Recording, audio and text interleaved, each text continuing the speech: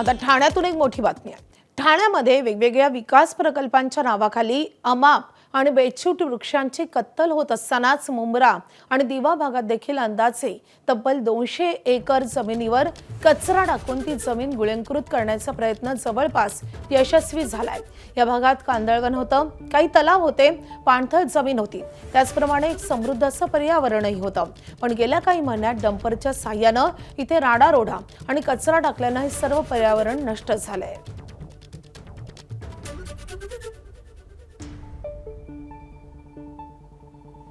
तर गेल्या अनेक वर्षांपासून मुंब्रा आणि दिव्यातील साबे गावात खाडी किनारी भराव टाकून पर्यावरण मारलं जात होतं। पण वन विभाग, कांदळवन विभाग, ठाणे महापालिका, स्थानिक पोलीस सर्व डोळे बंद करून बसले होते।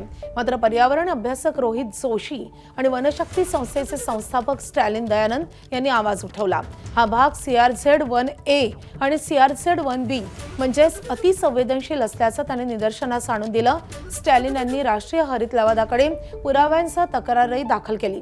त्यांनी महाराष्ट्र किनारे क्षेत्र व्यवस्थापन विभाग, ठाणे महापालिका, महाराष्ट्राचा वन आणि कांदळवन विभाग, ग्राम विकास विभाग, महाराष्ट्र प्रदूषण नियंत्रण मंडळ आणि केंद्रीय प्रदूषण नियंत्रण बोर्ड या सर्वांना यात प्रतिवादी केलं। ही 200 एकर जागा वाचवण्यासाठी कोणी किती प्रयत्न केले हे याचिकेद्वारे विचारण्यात आलं। याच याचिकेमुळे राष्ट्रीय हरित लवादानं ठाणे महापालिकेला प्रचंड फटकारलं। 3 आठवड्यांच्या आत हा कचरा उचला आणि जागा पूर्ववत करा असे आदेश देण्यात आले। तसंच इतर संस्थांना देखील फटकारण्यात आले। याविषयी स्टॅलिन दयानंद यांच्याशी बातचीत केली आहे आमचे प्रतिनिधी अक्षय भाटकर यांनी। बरोबर स्टॅलिन दयानंद सर आहेत, जे वनशक्तीचे संपादक आहेत, संचालक आहेत। सर, दिवा आणि या मुंब्राच्या जवळची जी जमीन, ज्या जमिनी संदर्भात मी बोलतोय, इथे आधी काय होतं आणि तुम्ही आता अगदी 2 दिवसापूर्वी गेलात, आता तुम्हाला तिकडे काय दिसलं? हा जो स्पॉट तुम्ही बोलताय त्याचं अंदाजे एक क्षेत्र 45 हेक्टरच्या आसपास आहे। पण त्या 45 मधलं एक 27 हेक्टर वेगळं एक तुकड्यावरती आमचा केस चालू आहे आणि तो पूर्णपणे नष्ट झालेला आहे कचरा टाकून। तिथे आता म्हणजे तुम्ही 2 दिवसापूर्वी गेले तेव्हा तिकडे काय होतं? पूर्णपणे म्हणजे पूर्ण क्षेत्र म्हणजे जिथपर्यंत तुम्ही बघू शकता एक 500 मीटरचा रेडियसमध्ये फक्त आणि फक्त धनकचरा दिसत होता। म्हणजे लाखो टन कचरा आणून टाकलेला आहे तिथे। तिकडची पाणथळ जमीन, तिकडची तलाव, तिकडची झाडं, मॅनग्रोव्ह सगळं तोडून टाकलं। तुम्हाला विश्वास बसणार नाही की तिथे एका काळी तिथे मॅनग्रोव्ह होता किंवा पाणथळ क्षेत्र होता म्हणून। एवढं त्यांनी भयंकर प्रमाणावरती भराव केला आहे। तुम्ही NGT मध्ये तक्रार केली, NGT कडून ऑर्डर पास झालेली आहे, काय ऑर्डर आहे, त्यामध्ये कोणाला निर्देश देण्यात आलेले आहेत, कोणाला यासाठी जबाबदार धरण्यात आलेलं आहे? NGTने काय केलं की एक समिती गठीत केलं, इन्स्पेक्शन टीम, त्याचा अध्यक्ष म्हणजे MCZMAच्या नेतृत्वाखाली।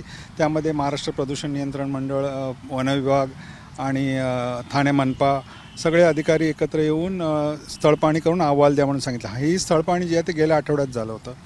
तर 2 दिवसापूर्वी जेव्हा सुनावणी होती तेव्हा MCZMAने 4 आठवड्याचा वेळ मागितला आहे त्यांचा रिपोर्ट द्यायला। पण त्या दरम्यान महाराष्ट्र प्रदूषण महामंडळाचं एक लेटर आहे, ॲफिडेव्हिट आहे, ज्याच्यामध्ये त्यांनी मान्य केलं आहे की खूप भयंकर प्रमाणावरती भराव झालेला आहे आणि धनकचरा तिथे पडलेला आहे ओपनमध्ये।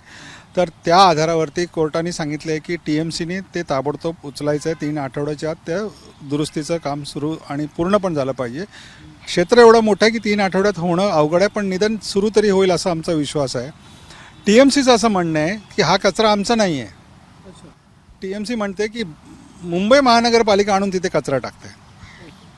पण कोर्टाने आणि सांगितलं आणि आमचाही मुद्दा आहे की तुमचं ज्युरिस्डिक्शनमध्ये आलेलं आहे, तुमचं कार्यक्षेत्रामध्ये कोणी कचरा टाकला तर जबाबदारी तुमची आहे, तर तुम्ही त्याला उचलायला पाहिजे। पण कोर्टाने पण तो बाजू धरून लावलं आहे आणि आता आम्हाला आदेश दिले की BMCला पण पार्टी करा, कारण तुमच्यावर आरोप आहे तर तुम्ही पण येऊन सांगा। कारण उद्या त्यांनी ऑर्डर पास केला पण BMC बोलणार आम्हाला बोललं पण आम्हाला माहितीसुद्धा नाही आमच्या विरोधात कसा ऑर्डर झाला, म्हणून त्यांना आम्ही पार्टी करणार। आता वन विभागाने, आता जो आपण लँड संदर्भात बोलतोय मुंब्रा आणि दिवाच्या संदर्भात, वन विभागाच्या मॅनग्रोव्ह सेलने त्यांना माहिती होतं का, त्यांना माहिती असून त्यांनी हे होऊ दिलं का, आणि होऊ दिलं असेल तर मग का होऊ दिलं असेल, किंवा त्यांच्यावर काही कारवाई होऊ शकते का, की त्यांच्यावर जबाबदारी आहे हे वनक्षेत्र वाचवायची, मॅनग्रोव्ह वाचवायची, तेच दुर्लक्ष करतायत? अगदी बरोबर प्रश्न बोललात तुम्ही. आम्ही हा विषय मांडला की मागच्या सुनावणीमध्ये आणि कोर्टाने वनसंरक्षकांना DCFना सांगितलं आहे की